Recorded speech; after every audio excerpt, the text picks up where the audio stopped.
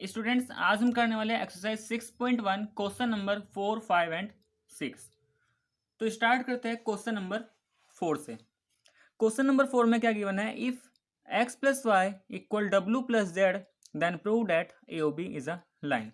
देखो हमें ये डायग्राम गिवन है यहाँ पे, और यहाँ पे बोल रहा है कि ये जो x और y एंगल है इन दोनों का सम जो है बराबर है w और z के बराबर, और हमें यहाँ पे प्रूफ करना है ए ओ बी क्या है, एक लाइन है। तो देखो हमने एक एक्सियोम पढ़ा था, हमने एक्सियोम में क्या पढ़ा था कि अगर हमारे पास ए बी एक लाइन है और ये हमारे पास मान लेते हैं ओ सी एक रे है, तो हमने क्या पढ़ा था कि अगर ए ओ बी एक लाइन है तो इस एंगल का सम प्लस इस एंगल, दोनों एंगल का सम क्या होगा, 180 होगा। या फिर हमने एक इसका कन्वर्स पढ़ा था कि अगर ए ओ सी और बी ओ सी का सम 180 है तो ए ओ बी क्या होगा, लाइन होगा। तो यहाँ पे हमें शो करना है ए ओ बी एक लाइन है। तो इसका मतलब ये हुआ कि अगर मैं ये शो कर देता हूँ कि x प्लस वाई 180 है या फिर w plus z equal to 180, मैं इन दोनों में से कोई भी एक मैं शो कर देता हूँ तो मैं एक्सियोम की हेल्प से ये लिख सकता हूँ कि ए ओ बी क्या है, एक लाइन है। ठीक है, तो देखो यहाँ पे सबसे पहले हमें यहाँ पे गिवन है x प्लस वाई इक्वल डब्ल्यू प्लस जेड। अब हमने यहाँ पे क्या है, ये पॉइंट ओ दे रखा है। किसी भी पॉइंट के अबाउट जितने भी एंगल्स होंगे उन सब का जो सम होता है वो क्या होगा, 360 होगा, क्योंकि यहाँ पे ये पूरा कंप्लीट सर्कल बन रहा है। तो हम क्या लिखेंगे, सबसे पहले फ्रॉम फिगर, फिगर की हेल्प से हम लिख सकते हैं angle x plus y plus डब्ल्यू प्लस जेड इक्वल टू क्या हो जाएगा, 360 डिग्री। ठीक है, अब देखो हमें क्या लेके आना है, हमें या तो x प्लस जेड, तो मैं यहाँ पे x प्लस वाई किसके बराबर, w प्लस जेड। तो देखो x प्लस वाई को एक साथ रखते हैं और w प्लस जेड को एक साथ रखते हैं। ठीक है, सभी का सम कितना होगा, 60। x plus y as it is रहा, इस w प्लस जेड को, इस पूरे को मैंने रिप्लेस कर दिया किससे, x प्लस वाई। तो w प्लस जेड की जगह क्या आ गया, x प्लस वाई। अब यहाँ से क्या होगा, ये x ये x, तो ये बन गया 2x, y प्लस वाई ये आ गया हमारा 2y इक्वल टू कितना, 360 डिग्री।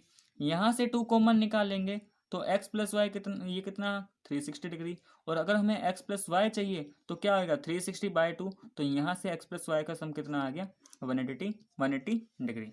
तो हम क्या लिख देंगे, therefore by using linear pair axiom, linear pair axiom की हेल्प से हम ये बोल सकते हैं कि ए ओ बी एक क्या होगा, एक लाइन होगा।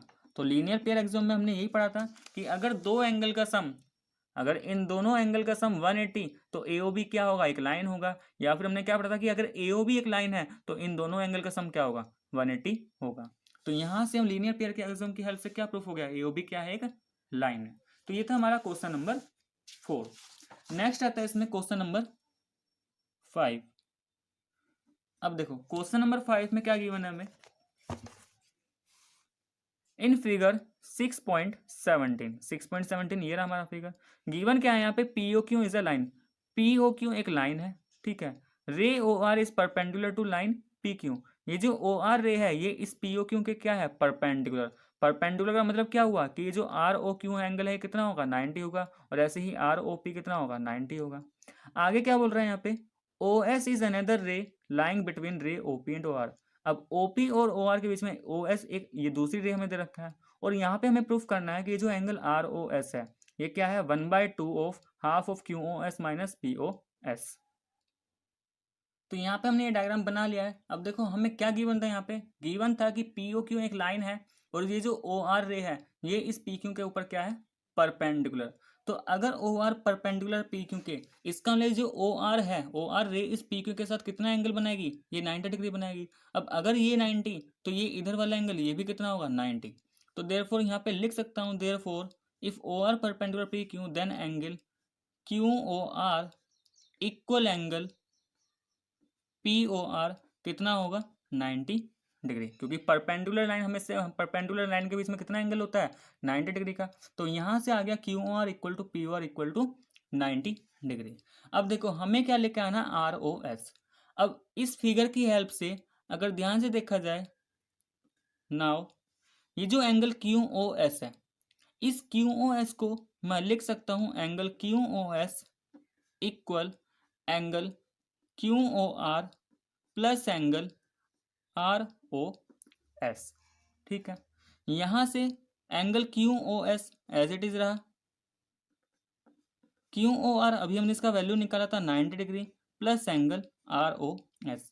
अगर यहाँ से आर ओ एस निकालते तो कितना होगा, आर ओ एस को आर एस एस में ही रहने देते हैं, 90 को एल एस एस में ले जाएंगे तो क्या बनेगा, ये क्यू ओ एस माइनस 90।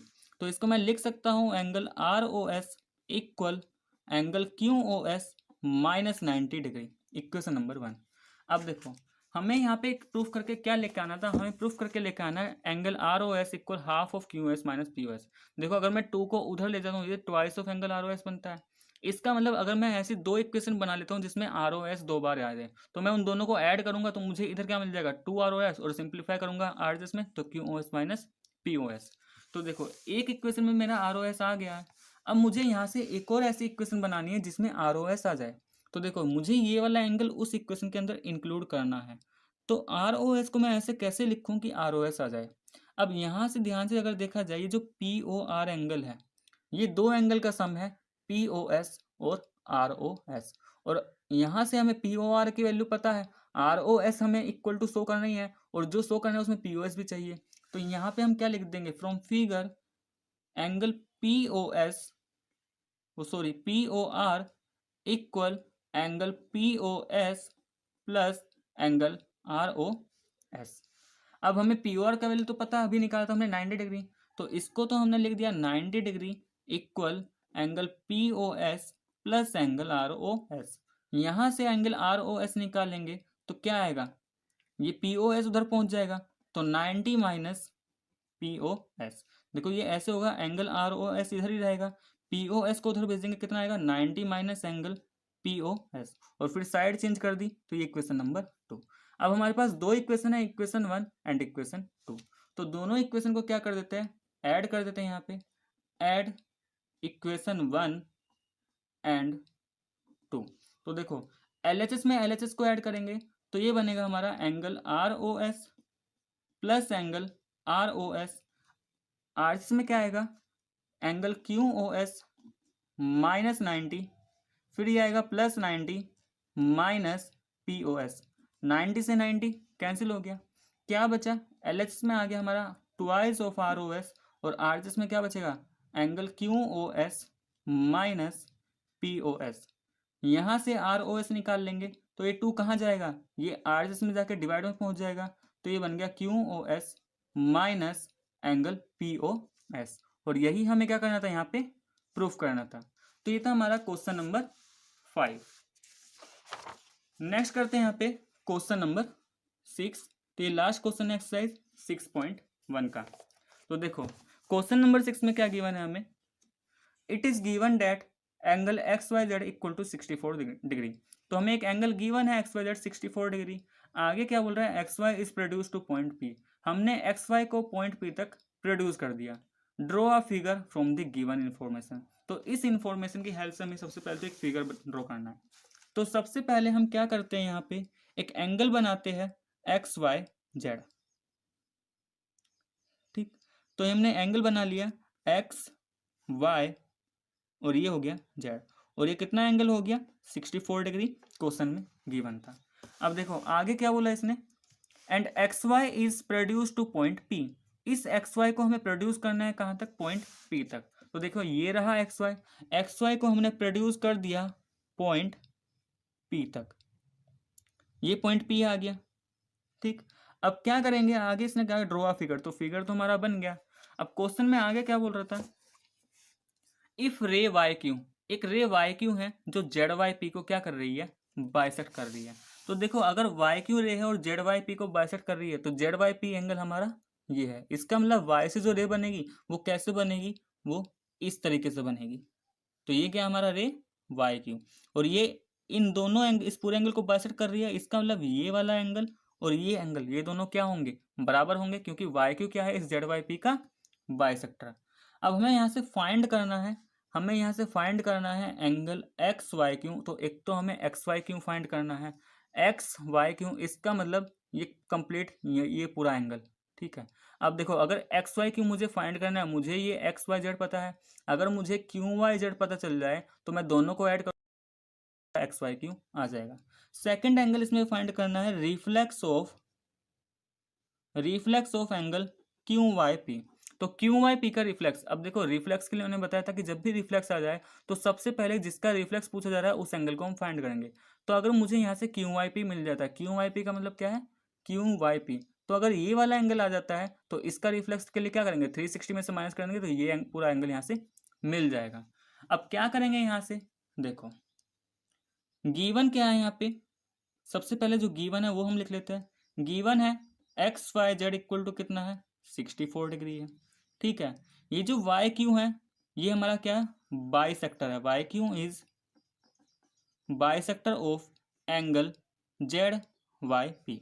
इसका मतलब इस स्टेटमेंट के हेल्प से मैं ये क्वेश्चन बना सकता हूँ कि अगर ये वाई क्यू हमारा क्या है, बाइसेक्टर है, तो angle Z Y Q, angle Z Y Q equal होगा एंगल क्यू वाई पी के, क्योंकि वाई क्यू क्या है, इस पूरे एंगल का बाइसेक्टर है, तो दो इक्वल पार्ट में डिवाइड करेगा तो ये दोनों क्या होंगे, बराबर होंगे, तो Z Y Q equal to Q Y P. और ये पूरे एंगल का क्या होगा, पूरे एंगल मतलब जेड वाई पी का क्या होगा, हाफ होगा। तो इस इक्वेशन को अगर यूज पड़ा तो हम आगे जाके यूज करेंगे।